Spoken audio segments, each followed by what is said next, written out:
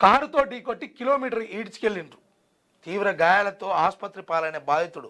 హైదరాబాద్ మల్లాపూర్లో దారుణం, 2 యువకుల అరెస్టు. దీనికి సంబంధించి మొన్న 9వ తారీఖు జరిగినటువంటి ఈ ఘటన ఆలస్యంగా వెలుగులోకి వచ్చింది. ఇక ఆ విషయానికి వస్తే ఒక యువకుడు అంటే ఒక 45 సంవత్సరాల వ్యక్తి సతీష్ అనేట ఆయన ప్రైవేట్ ఉద్యోగం చేసుకుంటూ ఉంటాడు. ఆడికించి దోస్తుతోటి మల్లాపూర్ నుంచి తన రాంపల్లి తన నివాసానికి చేరుకుంటున్న సమయంలో ఇక ఇంకో బొలెరో కారు ఆయన వచ్చి గుద్ది ఈ రకంగా కార్యక్రమం చేసి పాపము వాళ్ళకు సంబంధించినటువంటి ఎంత విచిత్రణ రహితంగా అంటే చూడురు ఒకసారి ఇది జూమ్ చేసి.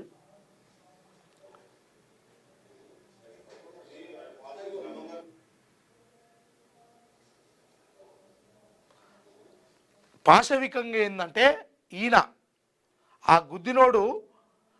గుద్ది పారిపోతుంటే పట్టుకోవడానికి ప్రయత్నించినటువంటి ఆ సతీష్ అనే ఆ యువకుడిని ఇంకో దగ్గర ఆపితే వాడు మళ్ళా ముంగట నిలబడి ఎట్లా నడిపిస్తున్నావు ఏంది అది అని మాట్లాడేసరికి మళ్ళీ గుద్ది కారు ఎక్కిచ్చేసి వెళ్ళిపోయిందంట.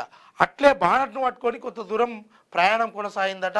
ఆ తర్వాత చాలా దెబ్బలు అవి ఇవి తాకడంతో కారును వదిలిపెట్టేసిరు.